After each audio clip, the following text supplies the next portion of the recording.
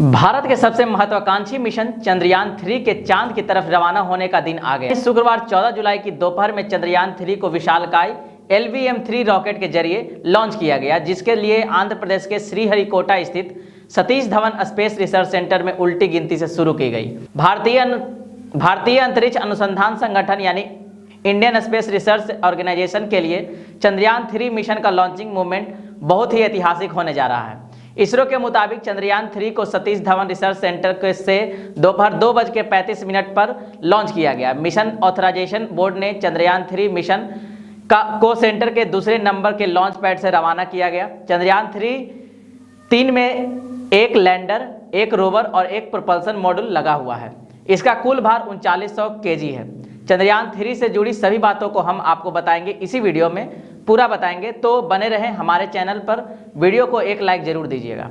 अब नमस्कार, मैं अंशु कुमार प्राइम लाइव में आपका स्वागत करता हूं। सबसे पहले इस वीडियो में कुछ अलग अलग टर्म यूज किए गए हैं, उसके बारे में आपको बता देते हैं, जिससे आपको चंद्रयान 3 मिशन के बारे में समझने में आसानी होगी। सबसे पहले लैंडर और रोवर के बारे में बताते हैं। लैंडर वो है जिसके जरिए चंद्रयान चंद्रमा पर सॉफ्ट लैंडिंग यानी उतरेगा, और रोवर का मतलब उस वाहन से है जो चांद पर पहुंचने के बाद वहां की चीजों को समझेगा। प्रोपल्सन मॉड्यूल जो स्पेसशिप को उड़ाने वाला हिस्सा होता है। अब आगे बढ़ते हैं। चंद्रयान 3 चांद की दक्षिणी ध्रुव पर सॉफ्ट लैंडिंग करवाएगा। यह मून के साउथ पोल पर चंद्रयान 2 की क्रैश साइट से लगभग 100 किलोमीटर दूर उतरेगा। साउथ पोल पर अपना मिशन उतारने वाला भारत पहला देश होगा। यहाँ सूर्य की किरणें तिरछी पड़ती है, तापमान बेहद कम होता है।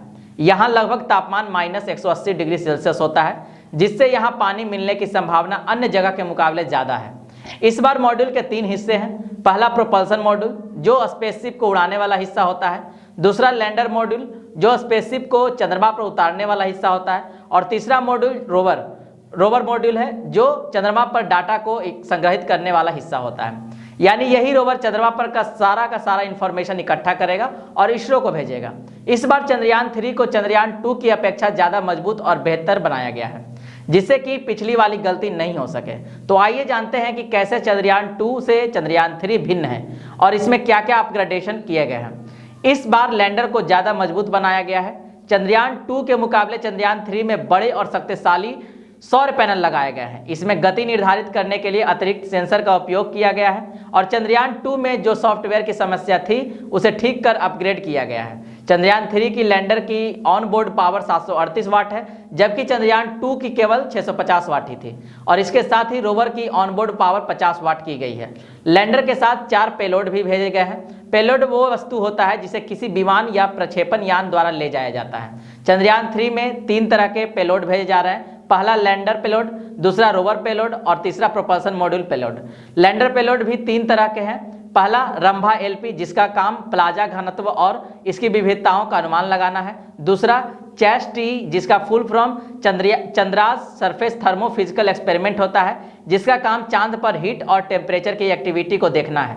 और तीसरा ILSA जिसका full form instrumental for lunar seismic activity है, जिसका काम चांद पर भूकंप की सारी एक्टिविटी को देखना है। रोवर पेलोड में भी 2 तरह के पेलोड का इस्तेमाल किया गया है। पहला APXS जिसका full form alpha particle x-ray spectrometer है, जिसका काम चांद पर लैंडिंग स्थल के आसपास मौलिक संरचना प्राप्त करने के लिए लगाया गया है। दूसरा लिब्स है जिसका full form laser induced breakdown spectroscope है, और तीसरा पेलोड प्रोपल्सन मॉड्यूल पेलोड में एक सेप नाम के पेलोड का इस्तेमाल किया गया है, जिसका full form spectro polarimetry of habitat planet Earth है। यह चंद्रयान 3 मिशन 10 फेज में लॉन्च की गई है। पहला फेज धरती पर होने वाले काम है, जिसके तहत 3 स्टेज होते हैं। पहला लॉन्च से पहले का स्टेज, दूसरा चंद्रयान 3 को अंतरिक्ष तक ले जाने का स्टेज, और तीसरा धरती की अलग अलग कक्षाओं में चंद्रयान 3 को आगे बढ़ाने का स्टेज। इस दौरान चंद्रयान 3 धरती के करीब 6 चक्कर लगाएगा।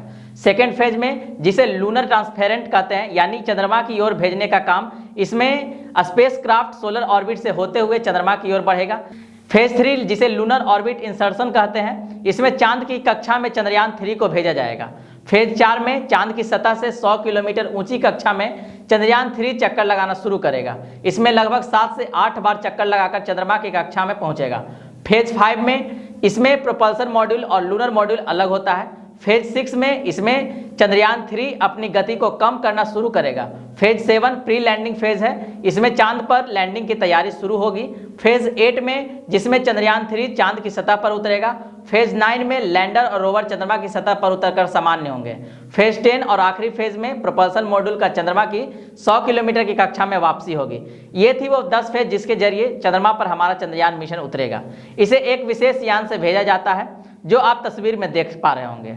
इसमें आपको 3 यान दिख रहा होगा। जो बीच में है उसे क्रायोजेनिक अपर स्टेज कहा जाता है। लेफ्ट साइड वाला यान को लिक्विड कोर बूस्टर कहा जाता है और राइट साइड वाले यान को सॉलिड स्ट्रैप ऑन कहा जाता है। चंद्रयान 3 यानी C3 की कुछ खासियत बताते हैं। इसमें जो प्रोपल्सन मॉड्यूल उसका वजन 2148 kg है। इसी तरह लैंडर मॉड्यूल का भी वजन 1726 kg है और रोवर मॉड्यूल का वजन 26 kg है। अब आइए इससे जुड़ी अपडेट को देख लेते हैं। अब तक जब मैं ये वीडियो बना रहा हूं तब चंद्रयान 3 ने अपनी लॉन्चिंग के 4 चरण सफलतापूर्वक पूरे कर लिए हैं। इसरो के मुताबिक चंद्रयान 3 पृथ्वी की निर्धारित कक्षा में पहुंच गया है, जहां से वो चांद की कक्षा की ओर प्रस्थान करेगा। सोमनाथ ने कहा ALVM-3M4 रॉकेट से चंद्रयान 3 को सटीक कक्षा में पहुंचा दिया गया है। इसरो ने बताया कि चंद्रयान 3 की गतिविधि पूरी तरह से सामान्य है और वो उसे चांद की सतह पर देखने की प्रतीक्षा में है। अब सबके मन में चलने वाला सवाल, चंद्रयान 3 का उद्देश्य क्या है? तो इसका जवाब यह है कि इस मिशन में चंद्रयान का एक रोवर निकलेगा, यानी एक छोटा सा रोबोट जो कि चांद की सतह पर उतरेगा और लूनर साउथ पोल में इसकी पोजीशनिंग होगी। यहीं पर रोवर इस बात की खोज करेगा कि चांद की इस हिस्से में उसे क्या क्या खनिज, पानी आदि मिल सकता है। इस खोज से खास बात यह होगी कि अगर कभी भविष्य में हम चांद में कॉलोनियां बसाना चाहें तो इसमें बहुत मदद मिलेगी। चलिए आज की वीडियो को यहीं पर समाप्त करते हैं। आशा करते हैं कि चंद्रयान 3 से जुड़ी लगभग जानकारी आपको इस वीडियो से मिल गई होगी। अगर ये वीडियो आपको पसंद आई हो तो वीडियो को एक लाइक जरूर करें और इसी तरह की अन्य वीडियो को जानने के लिए हमारे चैनल प्राइम लाइव को सब्सक्राइब जरूर करें और इस वीडियो को शेयर भी करें। धन्यवाद।